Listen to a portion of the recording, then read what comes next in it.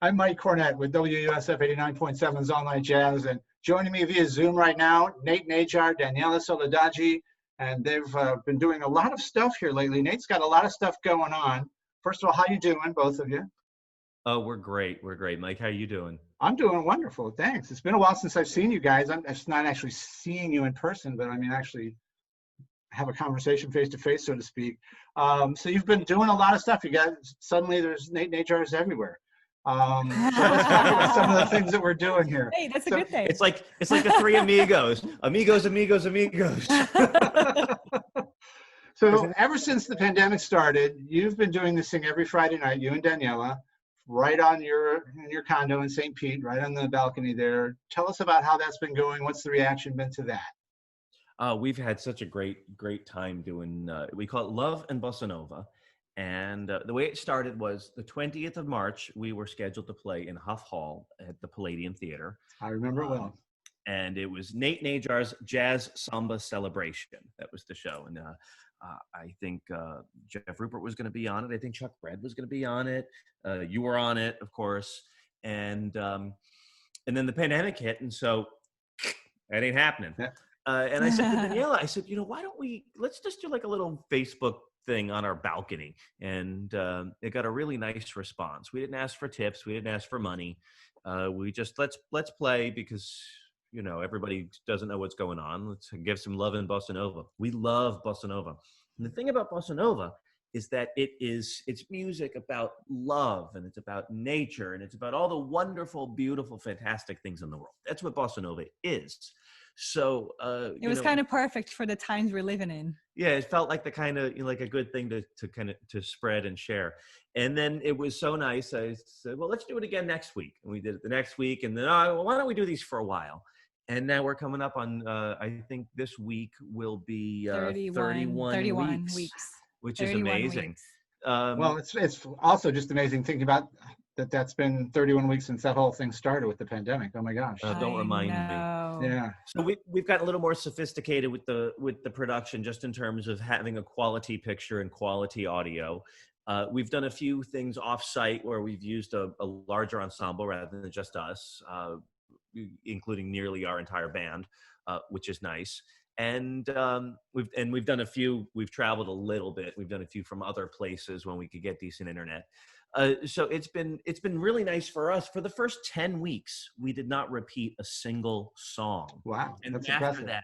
that, we still do 2 to 3 kind of new things that we've never played before. So it's very informal. It's very loose. We use it to what are going to be the new songs we're learning this week? So it's kind of nice because it keeps us learning new material for the Friday night concerts. Right. And we have expanded our repertoire like you wouldn't believe it. It's been great for us. Yeah, I mean, any musician you speak to is gonna tell you about how, I've been meaning to learn that song, or I've been meaning to learn that song, and this has forced us to sit down and learn the things that we've been. I've always wanted to play that. Well, let's play it. Yeah. Because it's not like when you go on tour, you play one city, you play the next city, and you're always playing to a new audience when you go on tour. And so, whether you do the same show every night or whether you do a similar show and you just kind of rotate a few things but with this sort of situation, anyone in the world can watch us every single time we do something. So we have to have an engaging program. Yeah, we can't just do the same show every time, because actually we have a good number of people that watch us every Friday.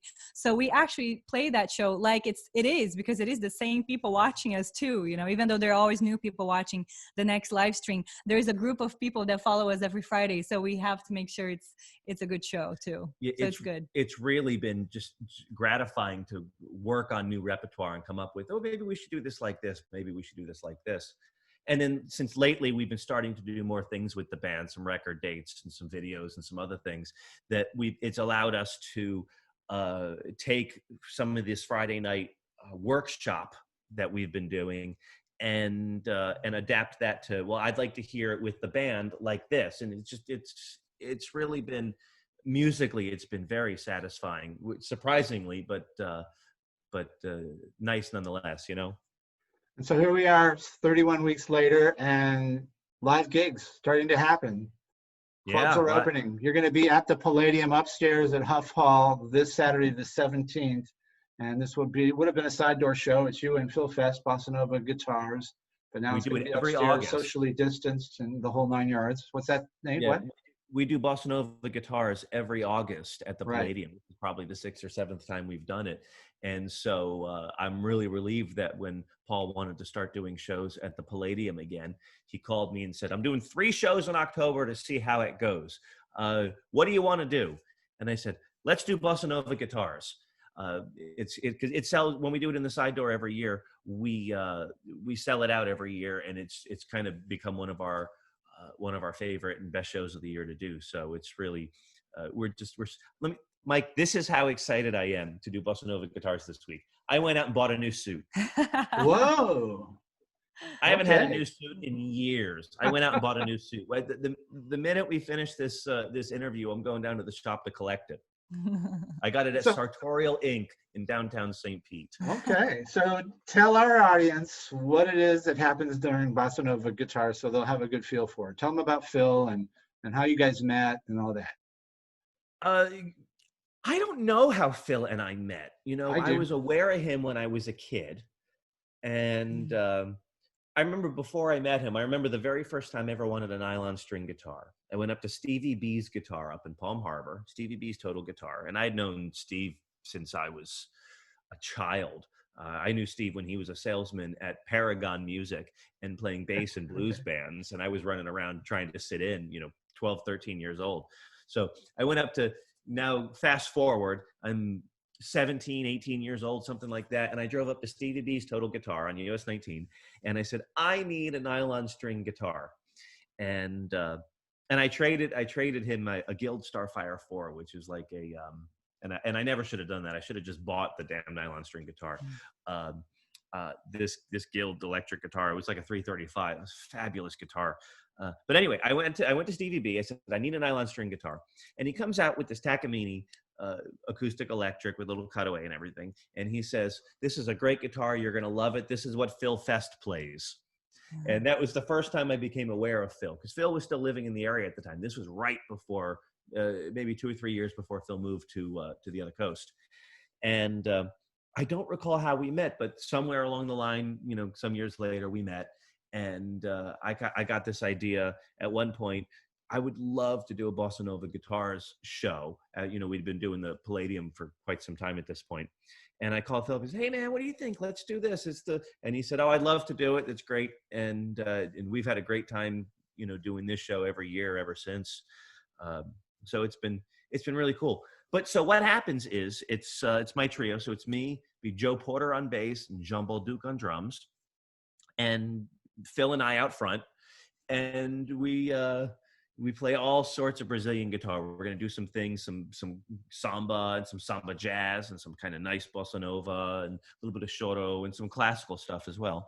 And what we'll do is we'll play with the full ensemble, and then Phil do a few things on his own. I'll do a few things on my own. We'll do a few things, just the two of us without the rhythm section. So there's really like a nice potpourri of material and aesthetics to kind of make a nice program. I mean, you know how I feel about a program. It's an ephemeral bubble that we just experience for the length of the show. And that's exactly what this is going to be. And Danielle, is Danielle going to make a guest appearance? I'm going to be watching, very proud, and making videos on my iPhone. There you go. Okay, fair enough. I won't be singing because this show, the guitars are the stars. So I went back and we did an interview with you and Phil a couple of years back, and I went back and listened to some of that. He says he met you at the Arts Garage. That's right. That's exactly where it is. Okay. I'm glad you know, because I couldn't remember. Yeah, I was playing, I was doing a trio gig down there, and I invited him to sit in. He played 3 tunes with us on that gig. That was really nice. I'd like to get back in there. We haven't played. I played there a few times, but we haven't played there in years. They've gone through a few directors, and I got to where I don't remember anymore. In addition to, you got the live gig coming up. That's Saturday night at the Palladium, Huff Hall. More information, mypalladium.org. Bossa Nova guitars. That's Nate Najar and Phil Fest. But the Palladium's got a lot of stuff going on. Paul's really, when I spoke to Paul, he's saying, I really want to get everybody back to work. I want to get things happening. So not only is he's sponsoring a show on WSF where we're going back and excerpting live shows from the Palladium and airing the audio on Friday nights, first Friday of every month. But he's also recording new shows, calling that Palladium Live, and he's doing live shows. So he's got a lot of stuff going on. And I saw on Facebook the other day, a lot of your Facebook followers may have seen this, or Daniela's Facebook followers, that Daniela was out there with her group, and you're in that group too. And tell us about what was going on with the 3-camera shoot you did at the Palladium. What, 4 cameras actually? Oh, was it 4? I thought it was only 3. Okay, 4 cameras. Yeah, it's really they've really got some nice production values with that. Christopher Spadafora does the production over there, and he's really doing a nice job with this video situation. We and with a big hall like that, recording audio is so easy to do because Pro Tools that we use in recording studios, that's sort of become the de facto touring front of house sound system as well. They use the live PA systems that you see in kind of major large venues it's just a big Pro Tools rig. And so when they're mixing a show or setting up a show, for concert, nowadays you can just record it multi-tracked and then mix it later in the studio from the same rig that you're doing the PA from. It's really kind of hip. So it was natural. They've got this beautiful theater, fantastic lighting, good acoustics, good sound system, good everything, lots of space, staff. It was natural for the Palladium to go into some video production for some streaming content, especially because Paul, and he's been saying this for a while, it's such a wonderful thing that he is not only feels this way, but is in a position to act upon it. He's trying to get us all back to work as soon as he can. And, doing these video things, this is a way to bring in a band and pay the band. The musicians are getting paid. Yes, so that's critical. It's really nice. But the production values that their Palladium's doing on the live is very high. It's really a nice thing. I've been over there and helped out a little bit with some of the shooting. And the photo shoot looked great, so I'm anxious to see some of the video from this. It should be really good. Yeah. And who was in the band? Tell us about the band that you guys performed with for this. Why don't you go ahead? Yeah. So obviously Nate and I, and then we have Alvon Griffin on Brazilian percussion. So he plays all kinds of different Brazilian instruments. Percussão. He plays all kinds of different Brazilian instruments that just add a really nice flavor to the music. And we have Jean Bauduc on drums. He's great. Jean gets what it is that bossa nova is supposed to be on drums, which it doesn't happen very often. And then we have Patrick. That means he doesn't play loud. And Patrick Battison, Patrick is fantastic. He's super musical and very talented, and he's playing Rhodes, which is a great addition to the band, and harmonica too. And he played harmonica on my album A Moment of You as well. Right. So you've heard Patrick playing harmonica on my material, but it's this band, we are so excited about this band. It sounds great. I think this is the best sound that we ever got in terms of getting a band together. It's cohesive. And everybody's there for the right reasons. And Joe Porter on bass, and Joe Porter is fantastic. So sorry, I had to mention him too. I didn't realize you did. Else. How could you forget to mention Joe Porter? No, we love Joe Porter. So, and we had a special guest, Yves Dharamraj, who's the cello player. He played a couple of songs for this Palladium live show.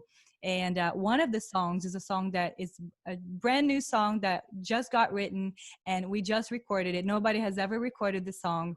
It was sent to me from Brazil, just a very rough voice memo with the composers. And they sent to me and said, hey, we would love if you could record this because we want to pitch it to a soap opera in Brazil. So that's how we got that song recorded. But Nate did like everything else that Nate does, he did such a wonderful job with the production and the arrangement of it. And it sounds beautiful. It sounds beautiful. So and Evie's cello on it. So that's one of the songs that Eve plays on. Huh? So are you going to release that as a single, or are we going to get a chance to share that with our radio audience, or what? We can't release it yet because of what the TV network, but it'll be released on our label as a single next year. but we have to sit on it right now. Yeah, but you know, so it's a great opportunity. If you're going to watch the Palladium live, you get to hear the song that we can't release anytime soon. Yeah, and actually, Mike, I can send it to you to listen to, but Okay, I just can't play it. you Okay. can hear it, but we can't release it. It would not be prudent to release it until the TV network does what they're going to do with it. So now this is an on-demand thing, these Palladium live shows. So this is something somewhat different than the Facebook streaming that you're doing or going to a live show. This is more, you got to Palladium buy this. Live is it's a ticketed event, and it's ephemeral for a virtual event. I believe that when you buy the ticket, and they haven't launched this yet, I Right. could be mistaken. I don't want to be sending false information, but the last I heard, it will launch on the 29th of October with the James Suggs Quintet. That's the information I know at this time. Okay. But I might be wrong, so stay tuned. No problem. I'm talking to Paul right after I talk to you. So Terrific. So it's a ticketed event that and the link goes live midnight on Thursday night, and you've got 48 hours to view it, and then after the 48 hours, poof, it's ephemeral. yes. So I lastly wanted to talk to you. I'm talking with Nate Najar and Daniela Soledade. They've been doing some great stuff during the pandemic, and now a lot of things are starting to happen again. But one thing that got canceled very early, and rightfully so, was the Suncoast Jazz Festival, which is one of our favorite events. It happens every November, and it's a 3-day affair over at the Sheraton Sand Key, and they're also at the Marriott Sand Key, and it's always a blast and one of my favorite festivals. And sadly, and again, rightfully so, because the age demo for this particular event's generally a little bit older than some other events. So I wasn't disappointed. I was disappointed, but I wasn't surprised when they canceled it.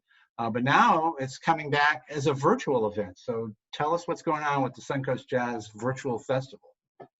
We're so excited about it. You know, the thing is, this is the 30th year of the Suncoast Jazz Festival. It began as the Suncoast Dixieland Jazz Classic, and then for a few years it was the Suncoast Jazz Classic, and we've sort of rebranded as the Suncoast Jazz Festival going forward.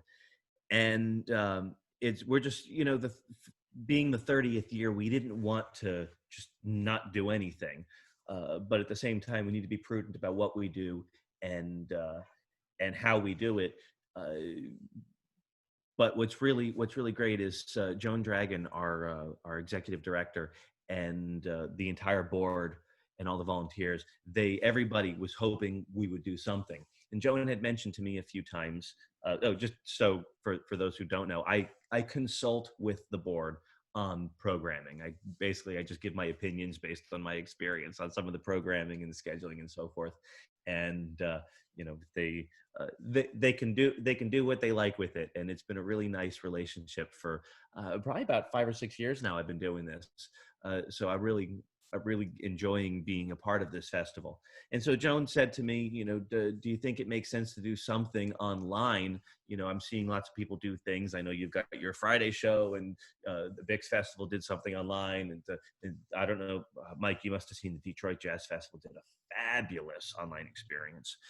I just watched Kurt Elling's thing Friday. It was just amazing. He's did a 25th anniversary virtual tour from the Green Mill. From the Green Mill. Chicago. Yeah, that was really nice.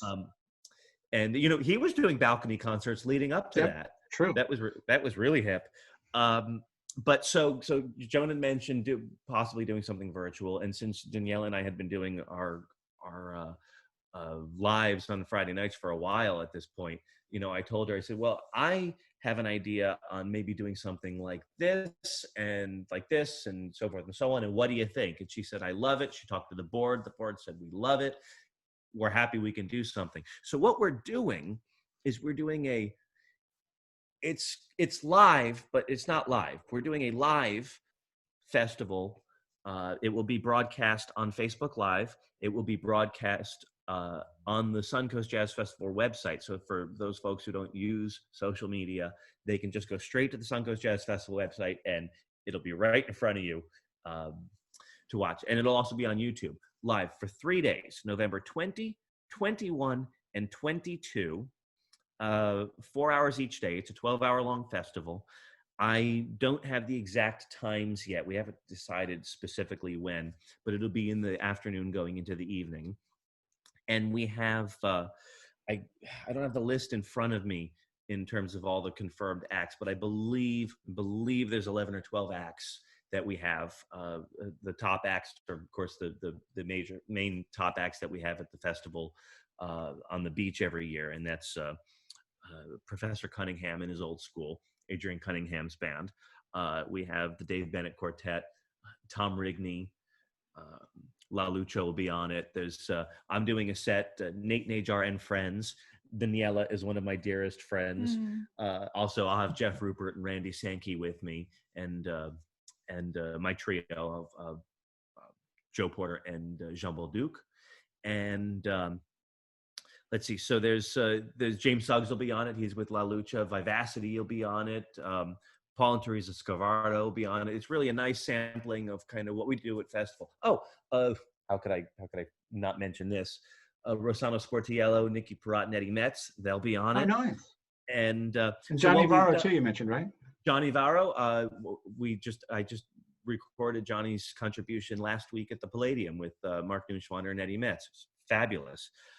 And so what it is every band is turning in a performance, and it's a bespoke performance. It's just for the 30th anniversary of the Suncoast Jazz Festival. That's what these performances are for.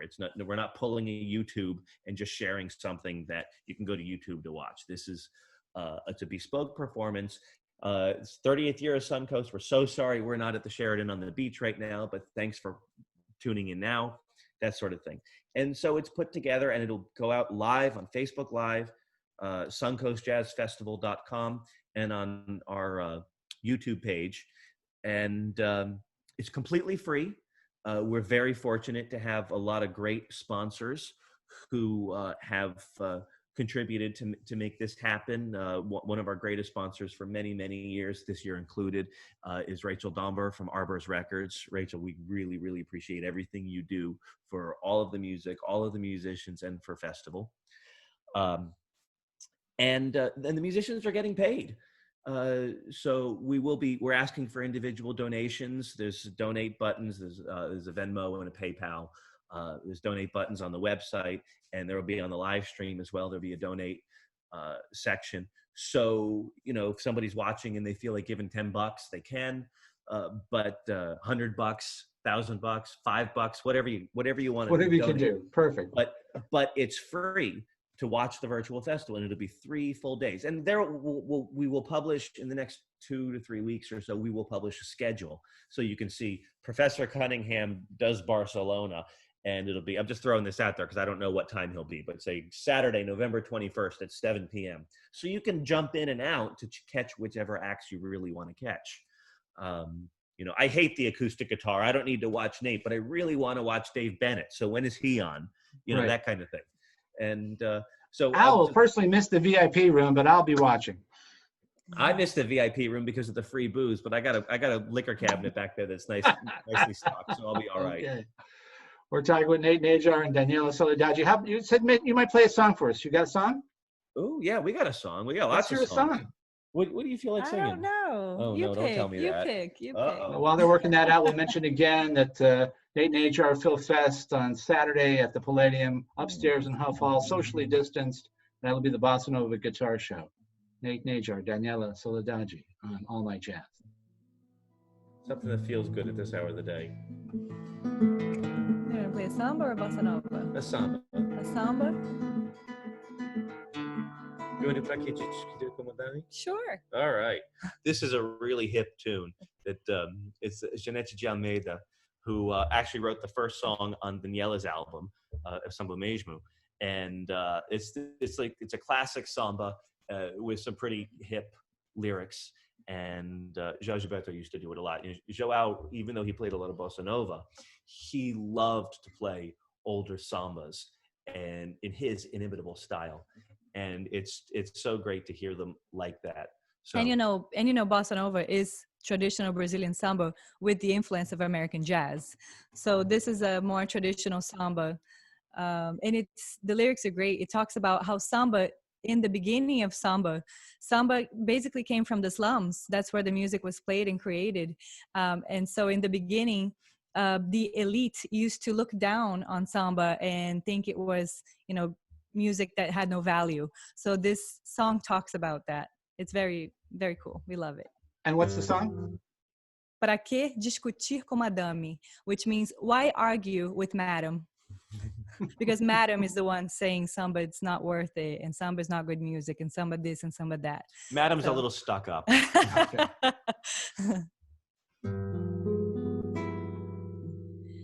Madame diz que a raça não melhora, que a vida piora por causa do samba.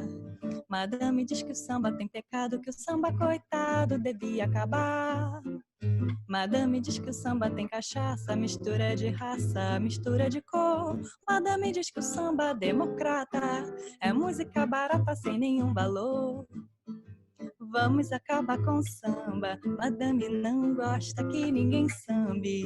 Vive dizendo que samba é vexame. Pra que discutir com madame? Vamos acabar com o samba. Madame não gosta que ninguém sambe. Vive dizendo que samba é vexame. Pra que discutir com madame? Papaia, para, paia, papaia, baraba, para.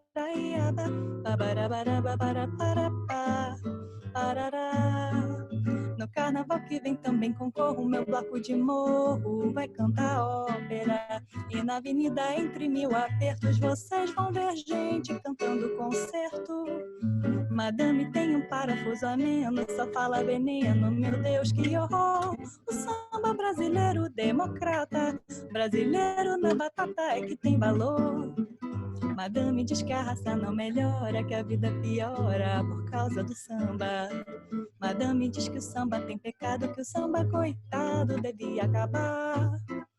Madame diz que o samba tem cachaça, mistura de raça, mistura de cor. Madame diz que o samba democrata é música barata sem nenhum valor. Vamos acabar com o samba. Madame não gosta que ninguém sambe. Vive dizendo que samba é vexame. Pra que discutir com madame? Vamos acabar com o samba. Madame não gosta que ninguém sambe. Vive dizendo que samba é vexame. Pra que discutir com madame?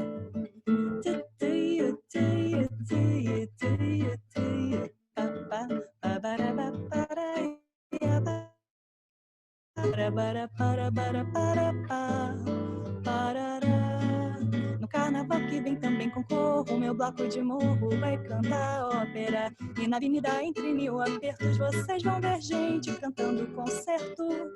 Madame tem um parafuso a menos, só fala veneno, meu Deus que horror. O samba brasileiro democrata, brasileiro na batata é que tem valor. Madame diz que a raça não melhora, que a vida piora por causa do samba. Madame diz que o samba tem pecado, que o samba coitado devia acabar. Madame diz que o samba tem cachaça, mistura de raça, mistura de cor.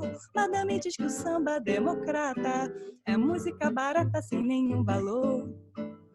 Vamos acabar com o samba. Madame não gosta que ninguém sambe. Vive dizendo que samba é vexame. Pra que discutir com madame? Vamos acabar com o samba. Madame não gosta que ninguém sambe. Vive dizendo que samba é vexame. Pra que discutir com madame? Papaia, para, paia, paia.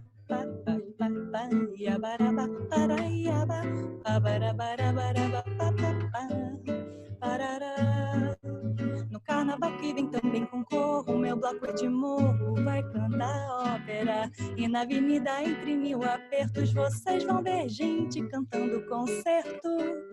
Madame tem um parafuso a menos, só fala veneno, meu Deus que horror. O samba brasileiro democrata, brasileiro na batata é que tem valor.